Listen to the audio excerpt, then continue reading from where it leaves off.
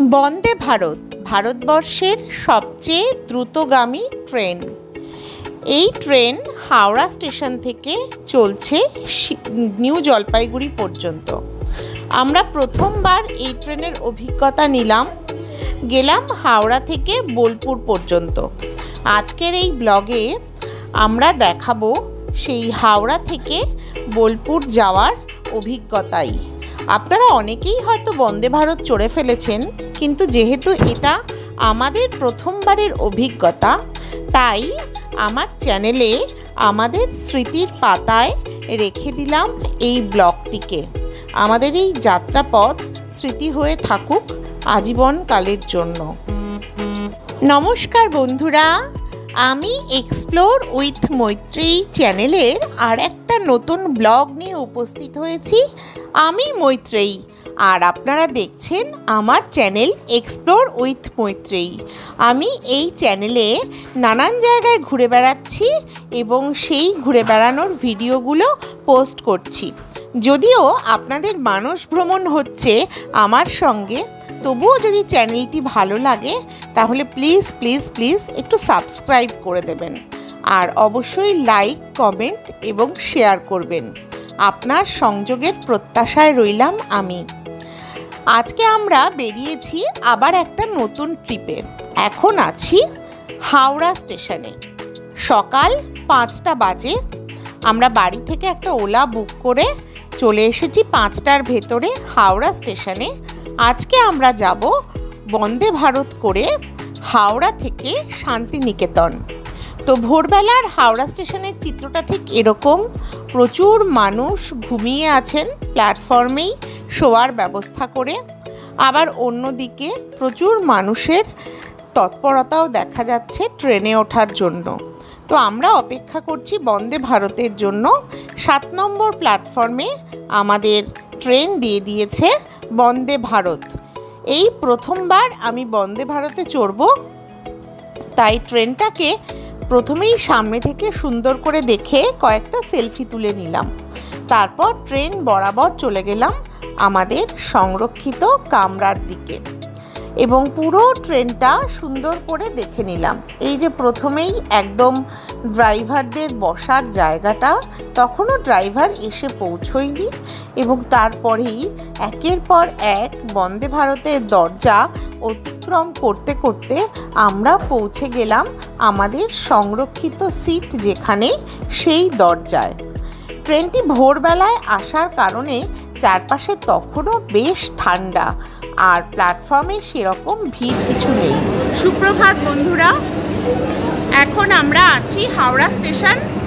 এখন সকাল 5টা বেজে 2 মিনিট, আর আমরা আজকে যাব শান্তিনিকেতনে। শান্তিনিকেতনে আমরা 2 দিন থাকবো, তারপরে আবার ফিরে আসব কলকাতায়। তো এই 2 দিনের জন্যই আমাদের মোট যাত্রা।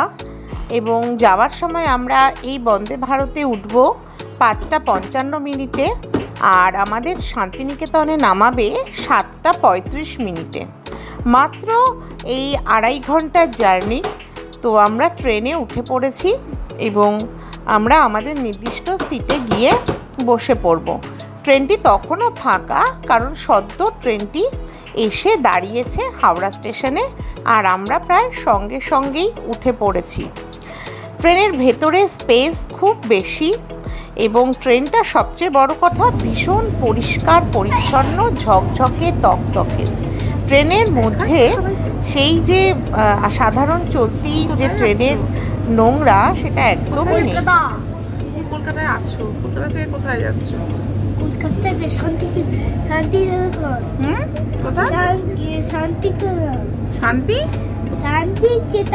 শান্তিনিকেতন। হ্যাঁ, এটাই আমরা যাচ্ছি বন্দে ভারতে করে। তাই আমি ট্রেনে করে যাচ্ছি, বন্দে ভারতে করে যাচ্ছি। বন্দে ভারত কোথা থেকে এসছে? ট্রেনটা কোথায় যাবে? শান্তিনিকেতন যাবে? হ্যাঁ। আচ্ছা, তুমি কি ফার্স্ট টাইম বন্দে ভারত চড়লে? কেমন লাগলো তোমার? দারুণ। এখনো ছাড়াইনি, এখনো দাঁড়িয়ে রয়েছে। ট্রেন ঠিক 5:55 যথারীতি ছেড়ে দিল, 1 মিনিটও লেট নয়। এবং ট্রেন ছাড়ার পরই একটা সুন্দর যাত্রার অনুভূতি নিতে শুরু করলাম আমরা। সবচেয়ে বড় কথা, এই ট্রেনটি দুপুর নাগাদ গিয়ে পৌঁছবে শিলিগুড়িতে। তো যারা উত্তরবঙ্গে যাত্রা করেন তাদের জন্য যেহেতু রাত্রে উঠবো ট্রেনে, সকালে নেমে যাব, সেটা একটা অপশান। কারণ কলকাতার অধিকাংশ স্টেশন থেকে রাতেই উত্তরবঙ্গের ট্রেনগুলো ছাড়ে, কিন্তু এই বন্দে ভারতই একমাত্র যেখানে সকালে উঠে দুপুরে পৌঁছানো যায়। তো আমাদের ট্রেন চলতে শুরু করেছে এবং বুবু জানলার পাশের সিটটি নিয়েছে, কারণ ও বাইরেটা দেখতে চায়। তখনও অন্ধকার কেটে দিনের আলো পরিষ্কার উঠে আসেনি, চতুর্দিকটা বেশ ঘন কুয়াশায় মোড়া। তার ভেতর থেকে আমাদের ট্রেন চলতে লাগলো। ট্রেনের জার্নিটা ছিল খুব স্মুথ, কোনো জার্কিং নেই, মনেই হচ্ছে না আপনি ট্রাভেল করছেন। তো এত সুন্দর একটা ট্রেন জার্নির অভিজ্ঞতা নিতে নিতে আমরা এগিয়ে চললাম আমাদের গন্তব্যের দিকে। বাইরেটা তখনও অস্ফুট অন্ধকার, আলো আঁধারি মেশানো একটা মায়াবী পরিবেশ। তো অনেকক্ষণ তাকিয়ে থাকলাম জানলা দিয়ে এই বাইরের দিকে। এরপর একটু সময় গড়াতেই আমাদের জন্য চলে এলো চা কফির আয়োজন। ট্রেনে উঠতেই একটা নিউজ পেপার আর জলের বোতল দিয়ে গিয়েছিল, সেটা বলা হয়নি। এরপরেই চলে এলো চায়ের সরঞ্জাম। চায়ের সরঞ্জামের মধ্যে ছিল বিস্কুট আর চা, জিঞ্জার টি মূলত প্রোভাইড করা হয়েছিল। তো সেই চা এবং বিস্কুট নিয়ে আমরা অপেক্ষা করলাম গরম জলের জন্য। একটু পরেই চলে এলো গরম জল। তারপরে চা বানিয়ে বিস্কুট দিয়ে সকালের প্রথম আহারটা সেরে নিলাম। তখনও বাইরেটা বেশ কুয়াশা মাখা। নমস্কার, আমি এক্সপ্লোর উইথ মৈত্রী আর একটা ব্লগ নিয়ে আজ চলে এসেছি। এখন আমরা আছি বন্দে ভারতে। বন্দে ভারত চেপে আমরা যাচ্ছি শান্তিনিকেতন। শান্তিনিকেতন আমরা 3 দিন থাকবো, তারপরে আমরা ফিরে আসবো শান্তিনিকেতন থেকে। তো আমরা সকাল 5:55 হাওড়া থেকে বন্দে ভারত এক্সপ্রেস ধরেছি। এটা নিউ জলপাইগুড়ি পর্যন্ত যাবে। তো একদম অন্ধকার থাকতে আমরা ট্রেনে উঠেছি। তারপর আস্তে আস্তে সকাল হলো এবং ট্রেনে চা বিস্কিট দিয়ে গিয়েছে আমাদের। তো প্রথম স্টেশনই হলো বোলপুর এবং আমরা বোলপুরেই নেমে যাব। তো ততক্ষণ আমরা এনজয় করছি ভারতবর্ষের সবচেয়ে দ্রুতগতির ট্রেন বন্দে ভারত। এরপর দ্বিতীয়বার আমরা কিনে আর এক প্রস্থ চা খেলাম। যেহেতু সকালে আমার চা খাওয়ার একটু নেশা আছে, তাই এই শীত শীত ভোরের দিকে চাটা বেশ দারুণই লাগছিল ট্রেনে বসে খেতে। তারপরে ট্রেন এসে পৌঁছলো বর্ধমানে। বর্ধমানই বন্দে ভারতের এখানে দাঁড়ায় না, কিন্তু বর্ধমান আসার সঙ্গে সঙ্গেই ট্রেনে সার্ভ করে দেওয়া হলো সকালের ব্রেকফাস্ট। তো ট্রেন চলছে তার একই গতিতে, প্রায় 190-200 এরকম গতি ট্রেনের। আর বর্ধমান পার হতেই প্রকৃতিটাও বদলে গেল। চারপাশে দিগন্ত বিস্তৃত খোলা মাঠ আর লাল মাটি, আর ধান কেটে নেওয়া হয়ে গেছে। মাঠগুলো এখন ফাঁকা, মাঝে মাঝে তাল গাছ, খেজুর গাছ উকি দিয়ে রয়েছে। আর বুবু অবাক বিস্ময়ে তাকিয়ে দেখছিল চারপাশের এই প্রকৃতি। ও যেন সেই ছেলেবেলার অপুর মতন চারপাশটা গিলে নিতে চায় একেবারে। যখনই ও ঘুরতে যায় কোথাও, তখনই ও সারাক্ষণ এইভাবে জানলা দিয়ে বাইরেটা দেখতে থাকে। আর আমার সেই অর্থে করার কিছু ছিল না বলে আমি বসে বসে নানান কথা ভাবছিলাম আর কখনো কখনো ভিডিও করে যাচ্ছিলাম। তো এইভাবেই মজা করতে করতে চারপাশটা দেখতে দেখতে ট্রেন এসে পৌঁছালো বর্ধমানে। বর্ধমানে প্রচুর লাইন, তো এখানে ট্রেন দাঁড়ায়নি, কিন্তু বর্ধমানের লাইনগুলো খুব ধীরে ধীরে ক্রস করে আবার ট্রেন তার গতি ধরে নিল। বন্দে ভারত কিন্তু 180, 190-এর নিচে এই যাত্রায় কখনো তার গতি নামায়নি। এদিকে সূর্য উঠে গেছে, সূর্য তখন মাথার উপর, একটা ঝলমলে নতুন দিন, একটা ঝলমলে সকাল, আর চারপাশটা রোদের সোনা আলোয় তখন রাঙায়িত। প্রথম সূর্যের সোনালি রং ভরে গেছে চারপাশ দিয়ে, রেল লাইনে পড়েছে সেই সূর্যের আলো, আর ট্রেন চলেছে দ্রুত গতিতে। এই এক অপূর্ব সুন্দর দৃশ্য। একটা নতুন সকাল মানে আরও একটা নতুন সম্ভাবনা, আরও একটা বিচিত্র অভিজ্ঞতায় সমৃদ্ধ হওয়ার নতুন দিন। তো এইভাবে সূর্য আস্তে আস্তে আমাদের মাথার উপর উঠছিল, আর আমাদের বন্দে ভারত ট্রেনও তার গতি ক্রমাগত আরও বাড়িয়ে নিয়ে এগিয়ে চলছিল বোলপুর স্টেশনের দিকে।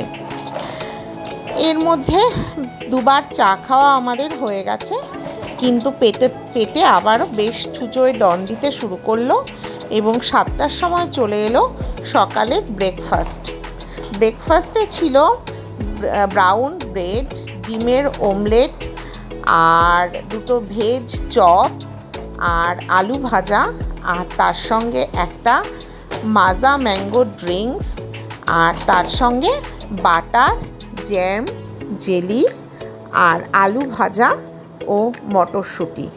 সবকটা খাবারই ফ্রেশ ছিল এবং বেশ টেস্টি ছিল।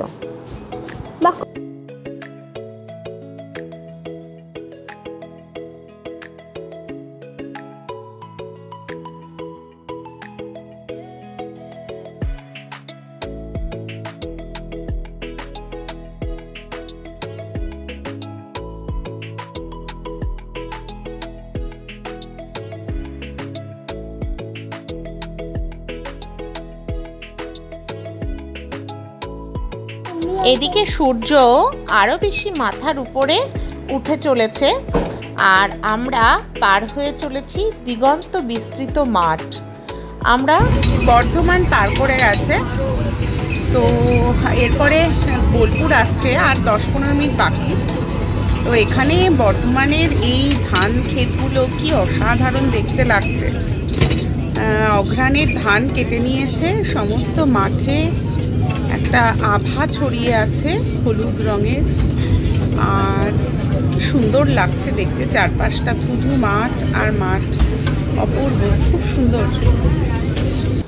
7:35 নাগাদ আমরা নেমে পড়লাম বোলপুরে, আর সেখান থেকে একটি টোটো ধরে আমরা চলে এলাম আমাদের হোটেলে। আমাদের হোটেলটা ছিল একদম ভুবনডাঙ্গার মাঠের রাস্তার পাশে। তো ঢুকেই রিসেপশনে আমরা সমস্ত ডকুমেন্টস জমা দিচ্ছিলাম, অন্যদিকে বুবু একটা মাছের অ্যাকোয়ারিয়ামে বেশ অনেকগুলো হলুদ, সাদা, নানান রঙের মাছ দেখে তার সঙ্গে খেলা করছিল। এই যে হোটেলের ঠিক রাস্তার উল্টো দিকের মাঠটাই হলো ভুবনডাঙ্গার মাঠ। এই মাঠেই আগে পৌষ মেলা হতো। তো এরপরে এই হলুদ রঙের আর সাদা রঙের মাছগুলোকে খুব করে চুমু খেয়ে আমরা চলে গেলাম আমাদের জন্য নির্ধারিত রুমে। এই রুম বুক করে দিয়েছে বিশ্বভারতীর গণিত বিভাগ থেকেই, ফলত আমাদের কোনো নির্দিষ্ট চয়েস ছিল না। কিন্তু হোটেলটা ভীষণ পরিষ্কার এবং একদম রাস্তার পাশে, একদম বিশ্বভারতীর ক্যাম্পাসের গায়ে। তো লোকেশান খুব ভালো। হোটেলে আমাদের রুমে আমরা প্রবেশ করে দেখলাম কি কি আছে। একটা বড় আলমারি দেওয়া আছে, আর আলমারির সঙ্গেই রয়েছে আয়না, এসিও রয়েছে। এসির সঙ্গে একটা টেবিলও রয়েছে, ছোট একটা টি টেবিল জল খাওয়ার ব্যবস্থার জন্য, আর এপাশে টিভিও আছে। তো বড় একটা খাট রয়েছে, বিছানা পরিষ্কার, বাথরুমও খুব সুন্দর পরিষ্কার। তো সব মিলিয়ে দারুণ।